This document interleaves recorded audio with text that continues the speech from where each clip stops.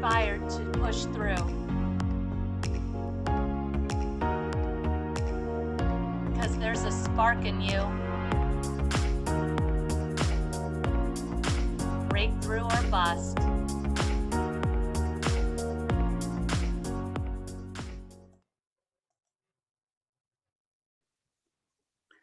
Hello, I am Kalua with Breakthrough or Bust, and I am so excited to welcome Jennifer. Oh, she just said her last name for me, and I'm still going to mess it up. But go ahead, Jennifer, say it for me. It's Gleegerich. Jennifer Gleegerich. Yeah. And Jennifer is an amazing woman and has an amazing story. And Jennifer, would you like to start telling us about your story of breakthrough and where the struggle began? Yeah, I would. And just FYI, Kalu has known me for quite some time. We actually are in another group together, and we've been in there for like over 6 months. It's just my name. So anyway, I love you, Kalu, so much. Yes. Well, and it's terrible because I get Kalua's name very easily because it's named after alcohol. So I remember it. Even well, the sad thing is, you just said it for me like not 2 minutes ago, and I still I wanted to say it the way that I always say it wrong in my head, and I was like, I better not do that. It's okay. Actually, there's a funny story, a backstory. This is not the name I was born with. It was the name I married, and I got this wonderful name and a wonderful son. But we're no longer together, but I keep it because of the son. And I had it for years, and I said Gleegerich. Because that's what I wanted to say. Gligoric or Gligoric. That's how people would say it. And my ex, he would say it both ways because he came from Serbia, right? And then I went to Serbia, and the first trip we were there, people were like, hey, Gligoric, how's it doing? And I'm like, who's that? And he goes, oh, well, that's how you're really supposed to say it. But the Americans couldn't get it. So I just let them say it, whatever. And I was like, how funny. I'm going to make people say it the right way. Right. Yes. And now I'm stuck with it. No, Gligoric, whatever. That's awesome. Yeah. Yeah, that's the story. So I don't know where you want me to start. I have a pretty interesting, long background. I started out really well in life, like as a small child. And I actually credit the fact that I had loving people around me until the age of 7 or 8 as really one of the biggest reasons I was able to make it through some really tough times. Because by the time I became a teenager, it's like this wonderful upper middle class family all crapped out, and we were lower middle class at best. And there was addiction problems, abuse problems. I mean, I had a horrific home life, and I ended up becoming homeless. And I got through homelessness. I survived a terrible situation. I went to college. If you ask me, how did you do it? I really don't know. I just got up every single day and I had to live. And that's all I knew. And so I stayed in shelters, and when I didn't stay in shelters, I had a tent, and then someone stole my tent, and then I just slept in bushes. I mean, it was just like ridiculous, right? And I really don't know how I survived it, but I think I survived it because of the prayers of people who did love me, and the fact that I had a really good core. So the things that would have sucked in and did, and I saw it with people I met and quote unquote friends back then that I met in the homeless shelter, they would get sucked into things. And I was like, man, that sounds really shady. That sounds really shady.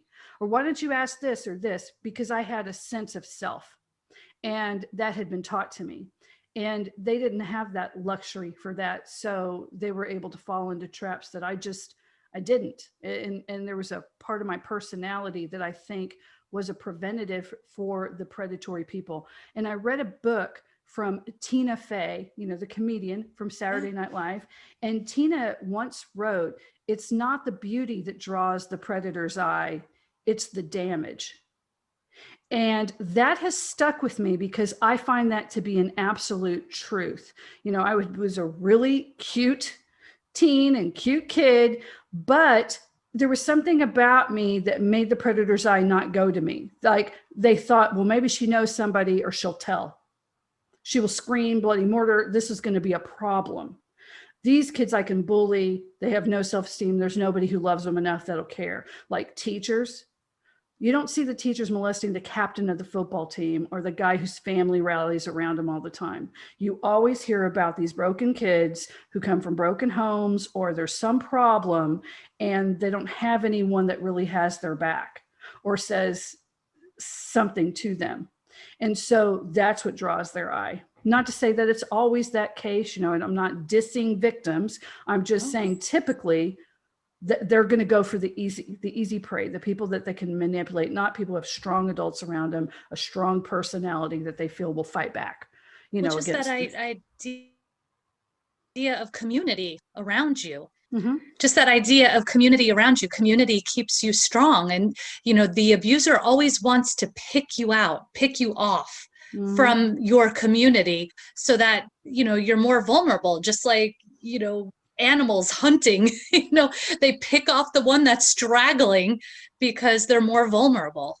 Exactly, exactly. And it's exactly true. Like even in like business and in other things. I mean, this goes your whole life. You even find people who later on were very strong and then they meet someone who they think is great. And before you know it, slowly by slowly, they get forced to make choices between their friends and family and this wonderful person. Well, I'm just investing in my relationship. I'm just investing in my wife or my marriage. It's not so bad. She's not so limiting or he's not so limiting. And then years go by and they have been on their own and these horror stories come out of abuse. Yeah. And it starts with separation of people, you know, and then gaslighting and then all the other stuff that comes. So I got through all of that. And then my mother was a very strong woman. She went through a very bad time, and through the grace of God and AA, she sobered up. There was a long time I didn't talk to her. I mean, because she was not the person that she is now. In fact, the person I grew up with, the monster, you know, I hate to say it, but that's true, is not the mother I have now. And it took a lot of hard work on her part. The strength she had to get through all of that and still manage to have her head up high and develop this incredible life and reestablish a relationship with people that she had hurt and work through it. She did all the work. And now I talk to her every other day, you know, which was amazing because if people, when people know that are very close to me, the things that happen, they're like, why would you ever talk to that person again? Well, she did a lot of hard work and she apologized and she was heartfully sorry and she cried, and it wasn't the manipulative cry of an abuser or addict. It was truly someone truly heartfully sorry, and she did all the work.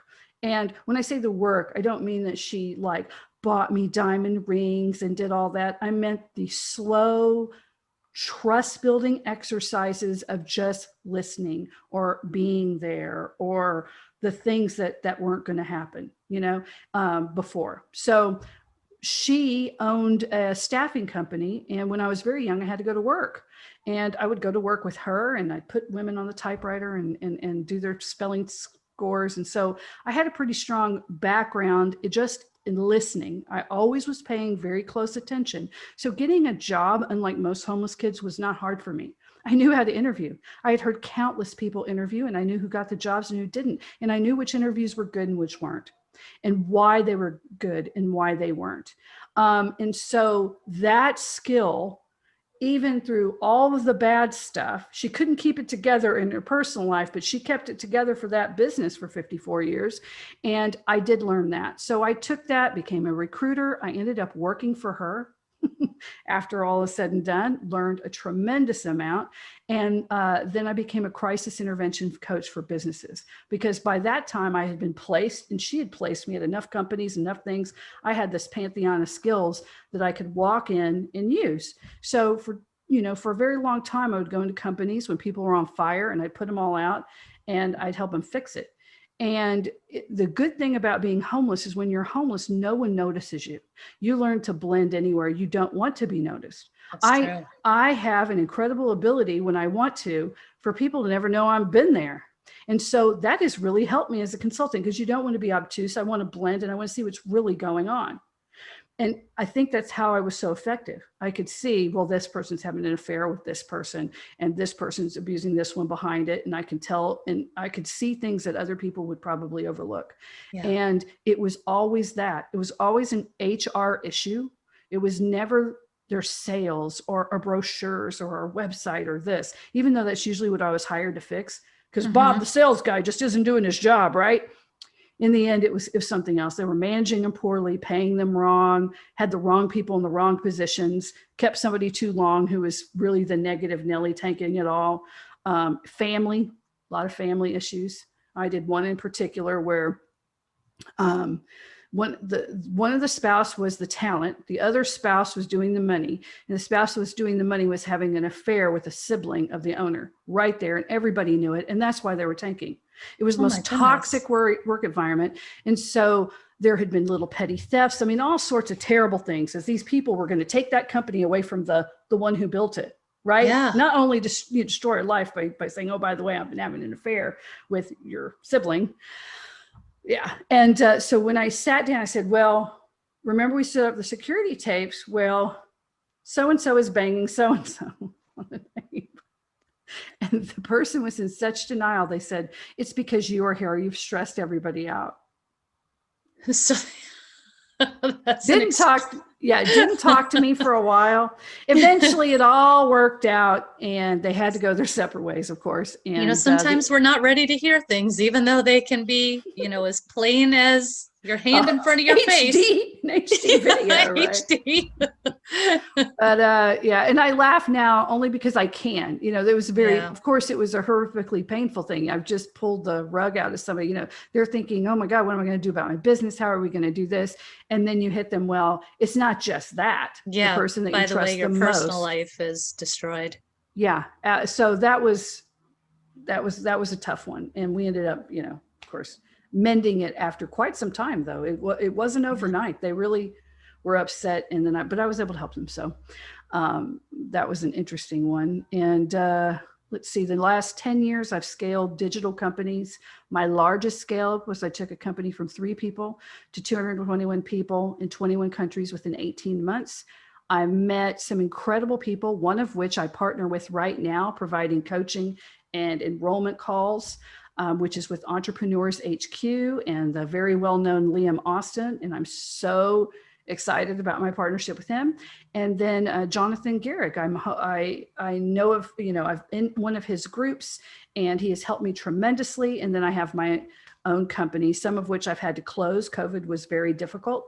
So as far as bus goes, I mean, I've scaled all these companies, but even I was hit during this with, one was a travel agency I thought was just going to be my retirement company, and I'll end up just being on cruises all the time. And if you're a travel agent, you don't get paid until they get on the boat.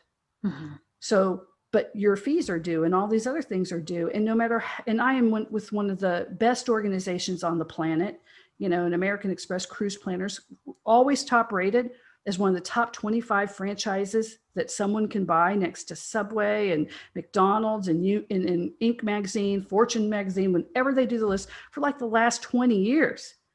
But going years without something, that's just not tenable. So I'll probably reinvest and have to buy it again when all is said and done. But yeah, it's been interesting. And then I ended a partnership that was not serving me. And it was through your help, Kalua, and Jonathan's help that when I finally got it out in coaching, because I was going to drive that into the ground if I could, I wasn't going to stop. Just that honoring your commitments kind of mentality. Mm-hmm. And so many of us get into that, honor your commitment. But sometimes the commitment you're honoring is the absolute most toxic thing for you. Yeah. And everybody wants to do that. There's always that one person in the marriage, like, we can make it work. It doesn't matter if you cheated with everybody. We'll make it work. We'll do this. If the other people aren't honoring their commitment, there's no way you can honor yours because it was a deal. That's right. You can't do their work for them. And so getting it out, even though if it was a client of mine, I would have already told them to do what I did a lot sooner. But for me, I was like, well, I can make it work because I'm me. Yes. Right. That ego is a great thing, isn't it? Mm-hmm. Yeah. That ego cost me a lot of money. I got to get slapped around for that one. But yeah, so it all worked out and I met incredible people, and it ended up being personally one of the most fulfilling times. So I would say this time has been one of the most fulfilling times. Like I live in Texas, in Galveston, Texas, and we just had a major power storm thing. Mm-hmm. So I was without power for about 5 days. I was without running water for 15 days. And it was really cold. Like it got down to what, 29, I think, in my house. I took a picture of it at 31 because I thought that was amazing. It was under freezing inside the house. And the love of my life and I were like laughing about it. And he said, you know what? It really wasn't that bad, was it? And I was like, no, it kind of wasn't now that we have it, but only because so many people helped us too. We had a neighbor that let us get a bucket of water from our Home Depot bucket to flush things. We had other resources, you know, like the big gallon of the drinking water. But the actual days where we were just freezing and we had nothing else to do, we couldn't do anything else because the entire state was like this. It wasn't like we can get in a car and drive anywhere where it was going to be any better. Yeah. It was bad everywhere. Yeah. So we sat in the car and we watched Judge Dredd on my tiny phone to keep warm with the dogs in the back. And I don't know, it was really funny how, even though I was stressed at work and stressed, like, how can I not do these things? That was actually not, we were tried to be mindful about it and use some techniques that I've used with, I know you used to, being mindful in the moment. What else are you going to do? And we had these little tiny parts of enjoyment. And so it made it not so bad. And, what's kind of funny is when you think about, so there you are all these years later, sitting in a car for entertainment and heat. And so you go all the way back all those years as a homeless teenager, pregnant. And, did you ever imagine that, well, you would be in this sort of similar situation, but so joyfully with the love of your life and your amazing son and, just so present. And my son was at his dad's. They thought that was, he was at his dad's for them to be with them, but we still were talking all the time and doing our stuff, but he was okay. And I wouldn't say it was joyful, but it was kind of fun. There was some fun moments of it that weren't so bad.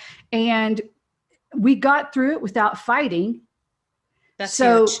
That's huge, right? Because there's no electricity. It's freezing at night. We're freezing. What are we going to do with the dogs? How to keep the dogs warm too? And we didn't have, heaters or space heaters. Everything is sold out because, well, number one, we don't sell those. We don't keep those in stock here. And so when people needed them and they got a shipment, it was gone within an hour. Because of people and contractors and everybody else just waiting in line for them for hours. I mean, we stood in line for almost 2 hours to try to get a space heater and it was gone within 30 minutes, and I was like, I'm just, I'm not going to get sick in line because it was still very cold and do that anymore. So we have a lantern, an oil lamp lantern. I found one of those. So it was like the last one. It was like hidden. Somebody probably had it for themselves, but I scooped it up. And, and then I have a gas stove. So I turned it on. I was like, can we boil some water or something? Just to make it warm. But it worked. It worked. Nice.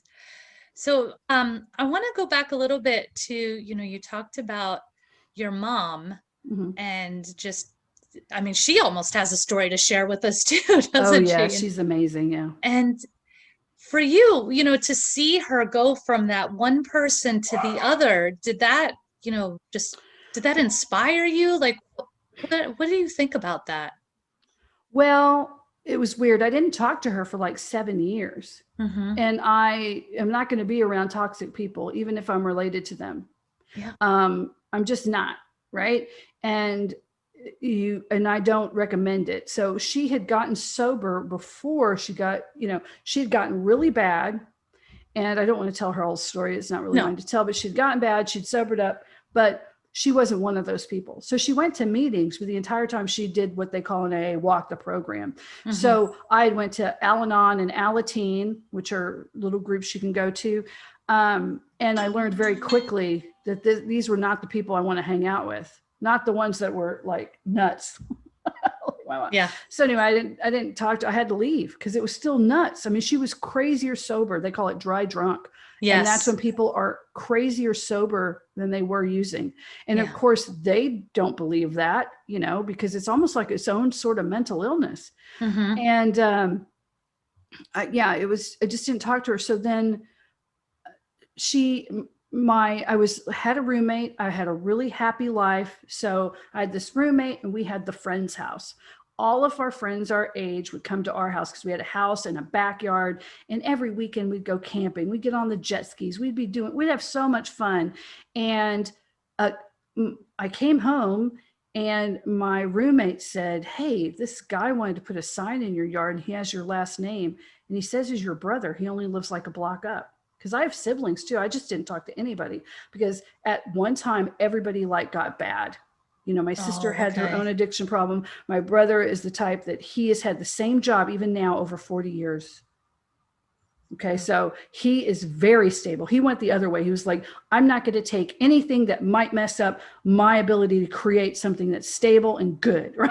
Yeah. Yeah. And so he was like, "Hey," so they're talking. So I talked to him, and when he realized that, I was fine, I had a job and I was doing well, for my age and all that, because my brother and sisters are much older than I am, then he was like, "Well, mom's really changed." I was like, "Nah, yeah, no," because they were already out of the house. They were married by the time I was born, and by the time I was 5, they were all married with their own kids. I'm the age of my nieces and nephews, so I'm like, "Nah, you didn't know the lady I did. You weren't there." No. And he said, "Well, you got to talk to your sister." And I'm like, "Why would I talk to her? How's she doing?" "Well, she's doing well too. She had taken care of all of her stuff."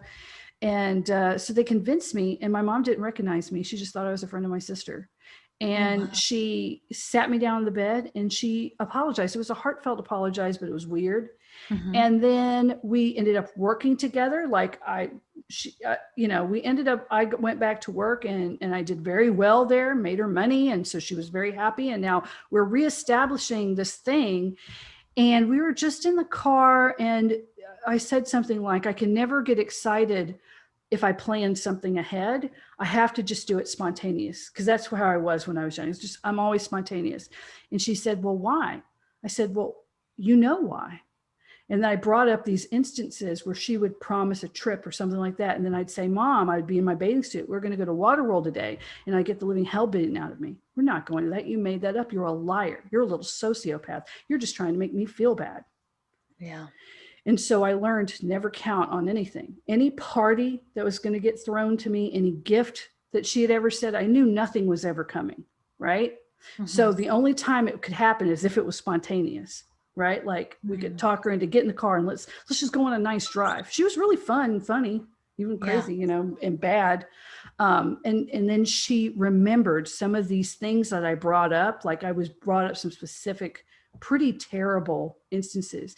And she started crying so hard in the car. Now we had been working together for like 2 years at this point. And she goes, "Oh, I remember. I'd forgotten." And she cried and cried. And I thought, she's going to have a heart attack. I mean, I started to get worried for her health. Mm-hmm. And I'm crying and we cried and cried. And she was so sorry. And I saw it on her face. True, absolutely. I would have cut off my hand to have done that to you. I'm so sorry. That wasn't me. You have to know how sick I was. You have to know this, and there was no, "I'll make it up to you." You can't make it up. There's no way to really make that up. All you can do is say, "This is who I am now. Try not to hate my guts." Right. And she cried and cried and I cried and cried. And then we went home and we both had like a migraine, like a terrible migraine for 4 days. Yeah. It was this thing. And that Releasing.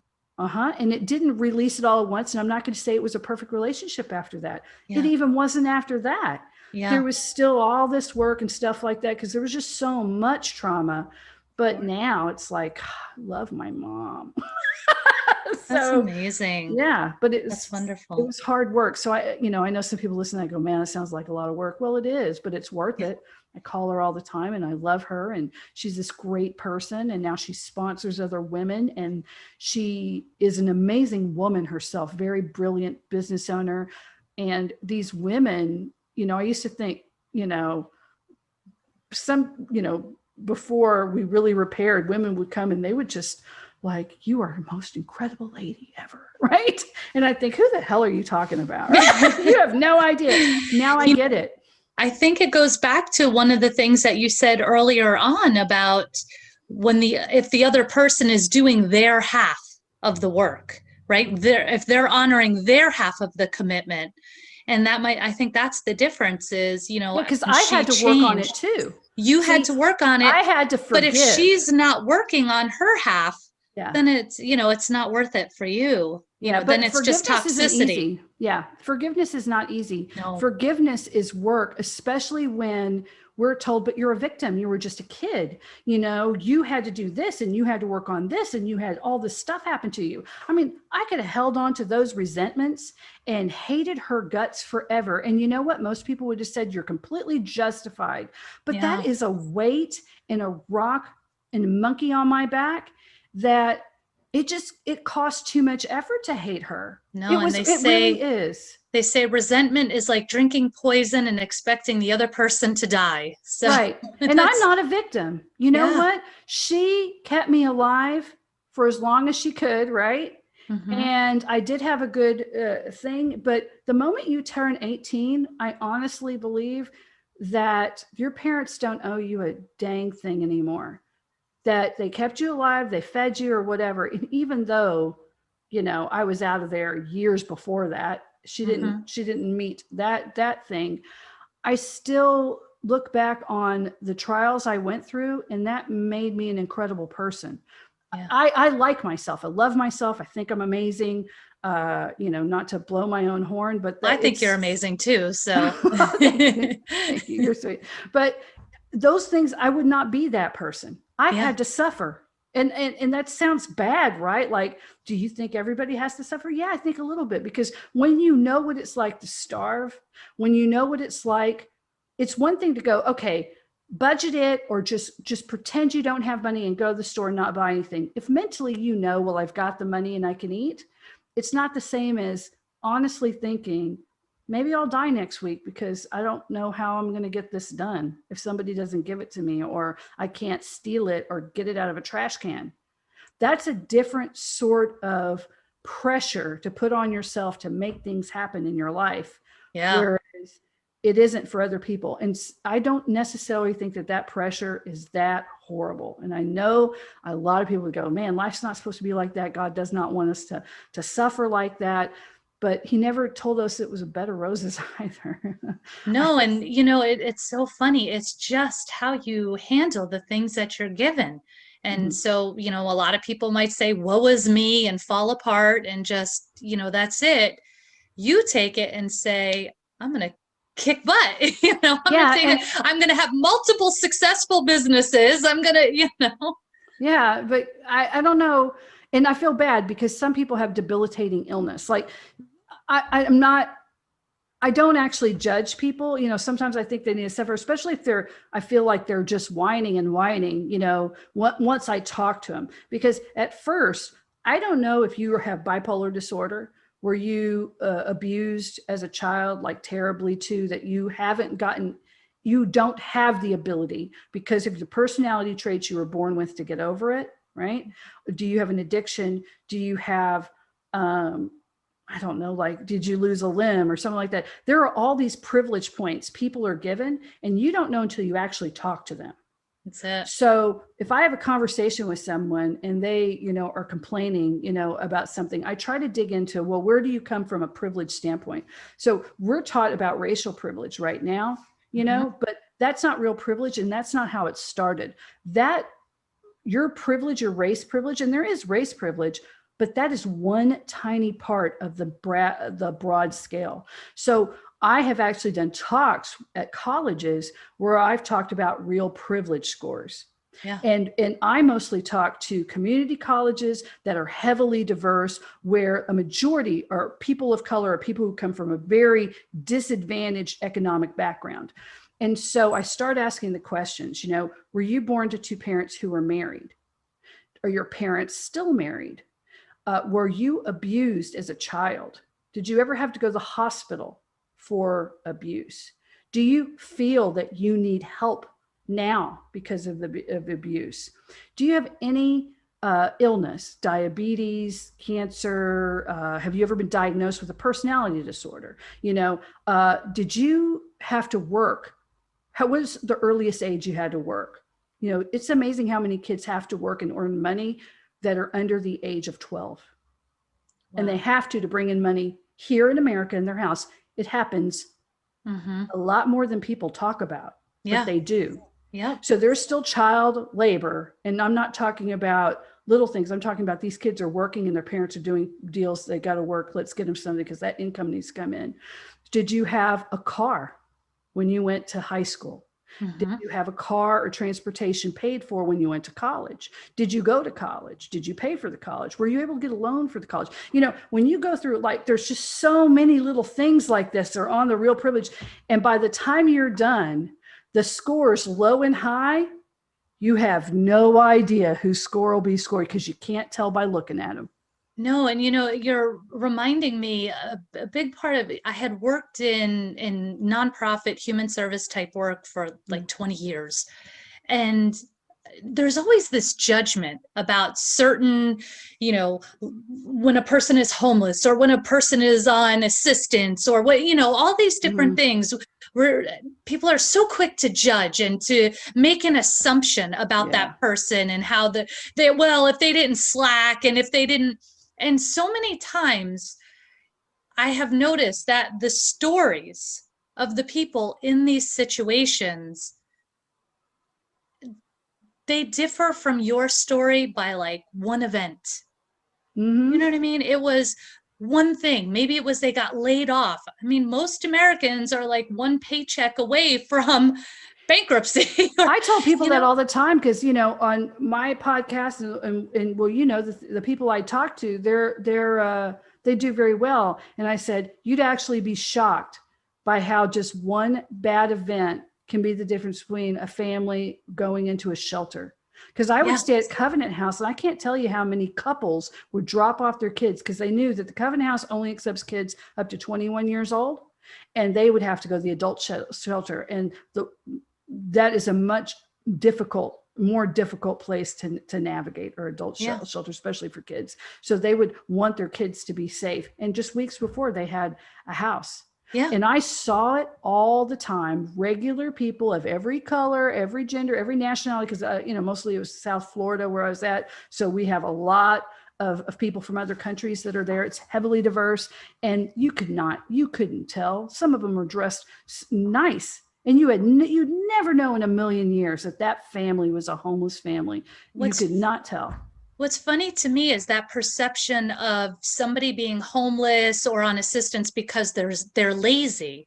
And in my experience, most of the people who were in that position because they worked themselves so hard that their bodies gave out or their mental health gave out, and they were no longer functionally able to keep a job anymore. And that's it. Once you go through your savings, that's it. You're done. And so, there's just so much perception. I think that might be a big part of it. And I think that's also what keeps people from even pushing themselves to their breakthrough, because they feel like, well, the world is going to judge me. And, everybody has this perception because I'm in this situation. And it really has a lot to do with mindset. So like now I have to get through you don't want to be homeless again. Because I got to tell you, that fear is a limiting belief that will stop me from progress. And there's this great book, and it's horrible, I can't remember who wrote it, but it was called Who Moved My Cheese? And it's about the story of these mice. And anyway, so one of the mice they have to get through a maze, and they each have their own challenges. And one of the mice was questioned, well, what would you do if you were not afraid? They weren't doing what they knew they were supposed to do because they were too afraid of some of this bad thing happening. And they just got asked, what would you do if I weren't afraid? Well, I would do this and that. And then when they did, and they said, I'm just going to do this and that. I'm not going to be afraid. And when they did it, they got to the next side, and they never had to worry about being in the bad place again because they had learned the skill they needed to be at this next level. So the next time they fell, they wouldn't fall all the way down. They'd fall to this level.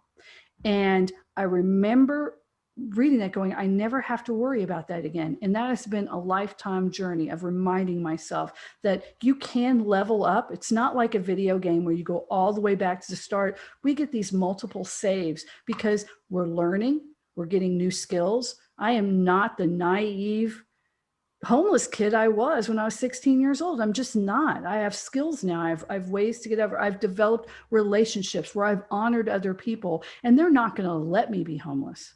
Yeah. And I just didn't have that when I was a kid. Like my best friend, my ride or die best friend, she was like, you'll never have to worry about that. And I remember just crying my eyes out going, you're right. I don't, because I've got you, but I've got other people too. And I didn't get those people because I manipulated them or anything. I did it because I'm a good friend, and I try to really be there for the people in my life whenever I can. And if I can't do something, I tell them I can't do this, but this is what I can do, you know? And a lot of times all I can give is just advice sometimes, you know? And that takes building. So it's, just teaching people that, but they don't get that, you know, most people. And it's another thing. We just did a thing in our own group. What was your limiting belief? And one of mine is still, if I don't kill myself and put my nose to the grindstone until I just can't breathe, I'm not going to work ahead. And I know so many people, from you to Jonathan to Liam, to just incredible coaches and people that I've been able to be in their space with. And that's just not true at all. It's getting your passion, bringing it out to the world, and being an authentic person, and just doing the tasks, making consistent, positive progress, no matter how small, always working on it. Yeah. And it doesn't mean, and that can be a wonderful, fulfilling, joyful experience. So I wish more people, I wish I could put that in more people's heads. Yeah, absolutely. Well, that's kind of the whole point of this, is to help people, you know, hear that kind of stuff. And, you know, even at the worst times, when you think about, you know, the worst of your struggles, did you always feel like you sort of had that safety net? Did it always feel like, you know what, it could be worse? No, not always. There were times where I thought I'm going to die. And I didn't die. But no, I didn't have that safety net, and I had to develop that safety net over many different years. And I actually feel not having that safety net made me be a lot more brave and make the decisions I made and be an entrepreneur. Wow. Because I didn't know if I was going to fail or not. And oh, well, you know, but I always know it can be so much worse. I mean, that's always, I've seen horrible things. I'm not going to lie. I saw some really bad people hurt good people and do bad things. When you're homeless, you see really bad things. Yeah. And so I know how bad it can get. I don't know. I have faith. I have faith that if I'm a good person and I'm good to other people, and I pray every day, sometimes throughout the day, that, you know, I will be spared from that. I guess, because I do see how it's choices. It's making those choices. But like, I was watching this video, and people were, so it's a Zoom call, and it is a court case. So you have a judge, you have the prosecutor, you have, I guess, a bailiff looking guy. Then you have obviously the defendant and the plaintiff and the defendant, and then defender's people. So it's this thing Zoom, and it's on social media right now. So people are talking about, like, right now you can find it. So the lady is in her case to get a restraining order and to go through this process with someone who abused her and had went to jail. And then she keeps on looking over, and it's so weird. And then her attorney says, "Judge, I have to stop this because I honestly believe, by the way my defendant is acting and the way my client is acting, that the defendant is there in the house with her, telling her what to say." And the girl goes like this. And sure enough, it takes like 15 minutes of them hemming and hawing. And the guy is right there. The police literally were sent to the house. They arrest him on camera. And someone said, "Well, how stupid could she have been? Blah, blah, blah." And I said, okay, number one, fear. And two, I said, we have no idea of the abuse. I said, no one who's ever been in an abusive relationship is in their right mind. No. that I've ever met. They're always doing crazy things, making crazy, stupid, bad choices. But then you find out, well, they've been knocked around, hitting in the Yeah. head and face. Abusers will hit in the head, in the And, face, you know, male and female both. When they yes, target, it's going to be on your face. So years of being knocked around in your face, a lot of these people have traumatic brain injury, sure. and Well, and not even that, but they need just help. the verbal abusers too will mess your head up. You know, Yeah. anything that is repeated becomes a belief, any thought Mhm. repeated. And so now when you've got this person telling you you're horrible, you suck, you this, you start to believe it. We'll work it out. It'll be And just as good as it ever was. I'm so yeah, sorry. I've done my time. We'll just do it yes. right here. Please tell them this. Please tell them this. And Mm-hmm. then you're like, if I don't Yes. tell them this, is he just going to haul off and hit me now? And And no abuser shows up and says, hello, I'm going to start beating the crap out of you today. That would not work on anyone. The abuser schmoozes their way in. They adore you. They love you. They lavish you. They do all this stuff until they've got you. And then they start pulling you away from people. And then, just how we talked a little bit at the beginning, and then it starts. Now yeah. you've got no support network. Now you're on your own. Now they're putting you down. Now you're scared. Now Yeah. so And you were probably a absolutely. pretty brilliant person. That's why, you would say, okay, well, we see her in this terrible situation, but I would like to go and ask her some questions before any of this happened. Like if you could go back in time, it'd be like Yeah. two totally different people. Yeah. Like And that's stupid. I would never do that. once again, the judgment. Oh yeah. It was That heavy judgment against yeah, her. why are we making judgments? We're judging the victim? No, we should be over there supporting the victim Yeah, but and people are going to judge because it makes them feel better. So you got to just yes. know they're going to judge, but then you should always speak up and say, yeah, but you're not thinking about this, this, and this, and Yeah. you don't know, and Yeah. let's not do that. I just think I don't know, the vitriol online. People feel so empowered with these anonymous accounts to just say whatever hideous thing comes out of their mouth, and I think that's why we all need to be okay with naysayers. If you've got a hater, that means you're spreading good yeah. and you're doing the right thing. So just, I know it hurts, but block them out and, keep forging ahead. I like the saying, and I like to say this, I don't, I really don't care what anyone thinks about me, because that's none of my business. Mm-hmm. It's none of my business what you think about me, or if you hate me or whatever. That's your business. I have my business. That is your business. You are you. I am me. And I figured that out a long time ago. So I'm okay with that. And I think most people could realize that you're not them and they're not you. You're your own separate entity. So that does not affect you, like their thoughts or whatever. People don't see you as you. People see you as a reflection of them. That's what they see. And, I mean, I've had that where, it's sort of this ongoing joke in my family. Like, as a kid, I'd try to get something past my dad and he'd say, look me in the eyes. And I'm like, oh, crap, forget it. Like I can't tell a lie. And then so, to have I had a person tell me, well, you're a liar. And I was so offended. Like it was this, horrible thing on my character, this mark on my character, me, a liar? I'm not capable of telling lies. And then I realized, actually, I find out later that person had been lying to me about things.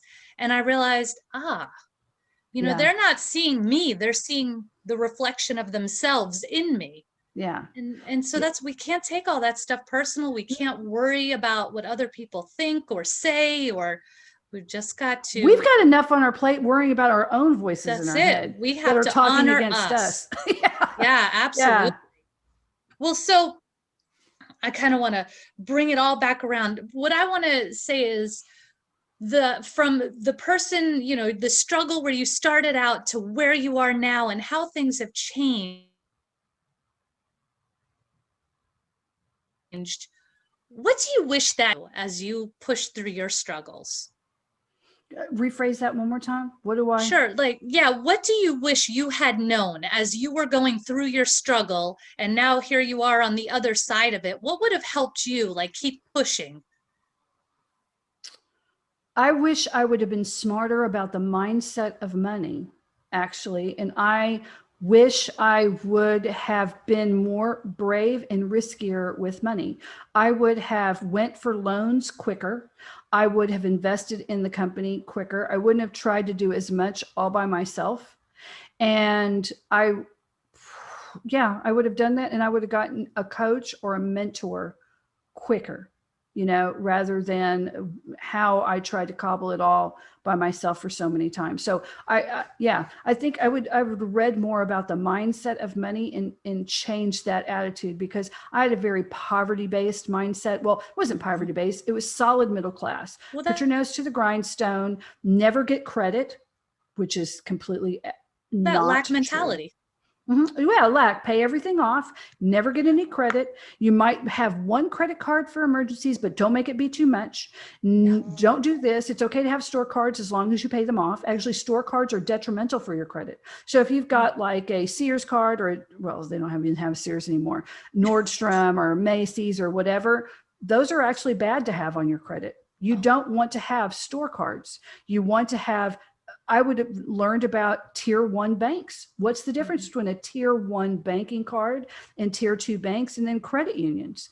The type of bank you use and the type of credit you have goes against you too. I would have learned more about that, because I thought for many years paying everything off, I have no debt, that's going to be really great. And then when I really had that aha, this is the business, I'm doing it, and I had all the opportunity in the world, I had no access to any of the credit I could have gotten had I been smarter earlier.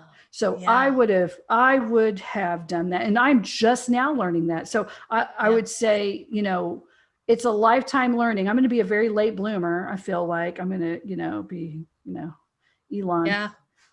But no, my own version of Elon, I guess, is much more hard. I don't want to be Elon, but because he's kind of crazy, but you know what I mean? I'm still learning these things, but yeah, the money and learning about credit and how that works. And now that I've been linked up with some of basically the world's smartest minds in these things, I'm just taking notes. I'm a student again, very much so. Big time student of the game. Yeah. But it's just rich people are taught differently about money. And I not that I'm idolizing rich people. I know a lot of miserable rich people, but it's this idea that there are only so many resources and that there should be lack for the majority of people, and only these special certain people actually have money is all a lie. That's not true at all. It's their mindset. If you see, well, why did this kid get the sock company? Now he's a millionaire and he did this. He was taught a different mindset about money and how you use money, how you get access to money. And it doesn't mean that you have to not honor people and value them and pay them well and treat them well. Those are lies. There's a lot of people who are just almost guilty that they're not starving. That's ridiculous. Yeah. So money is an amplifier. If you're a good person, it will amplify that. And then what happens if a good person has money? They can amplify all that goodness, they can make it ripple out into the world and out. So I start doing better. Guess what? I'm going to hire more people. Now these people have jobs and money, and what are they get? What are we all going to do? And they have jobs working for someone who treats them well. Imagine that. That's right. And then we all go out and what do? We buy goods, we buy food, we do this. We have our little pet projects. Somebody's into cancer research. One person really wants to help this, and we give money to that. So it flows from us, and then we amplify that into all these other things that go to good, right? Farmers who feed us, and artisans who make furniture for our house, or plumbers who fix our, not running water, and all this other stuff that we've got. So when you think about it as this thing that flows, and the more I can open up myself and accept myself to getting it in, the more opportunity I have to create goodness.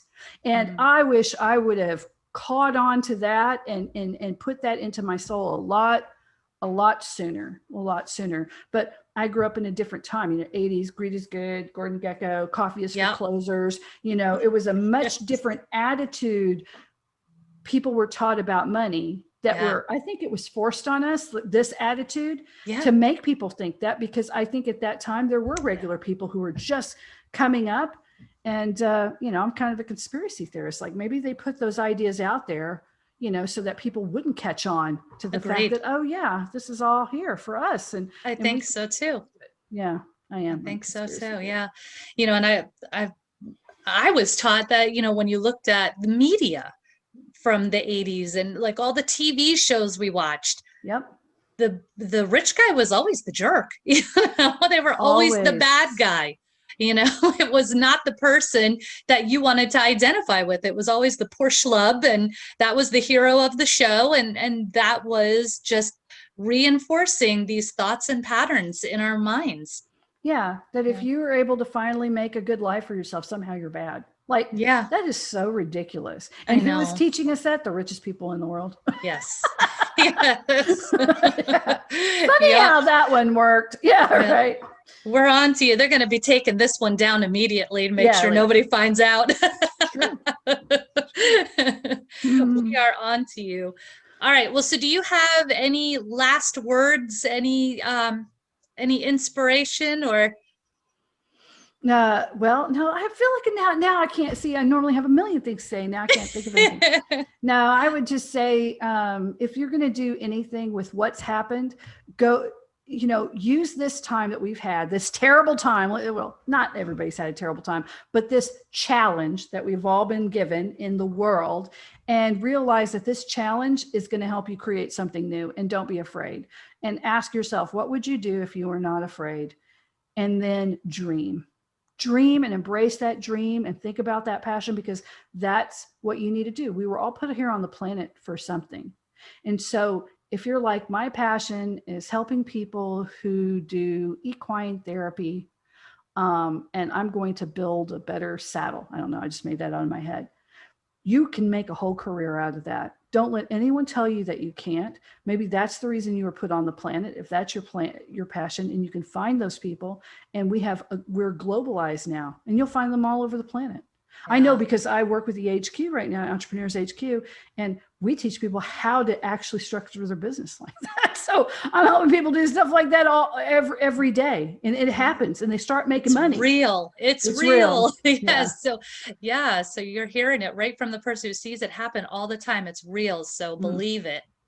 I love that. I want to end it there because that's such an amazing place to end it. It's perfect. Love it. Thank you so much, Jennifer, for being here, for sharing your story, your wisdom, and your insights. I appreciate it so much. And, for everybody who watched or is watching, thank you so much for supporting and, share and help inspire some others. And remember to just find that spark in you. Thank you so much for being at Breakthrough or Bust.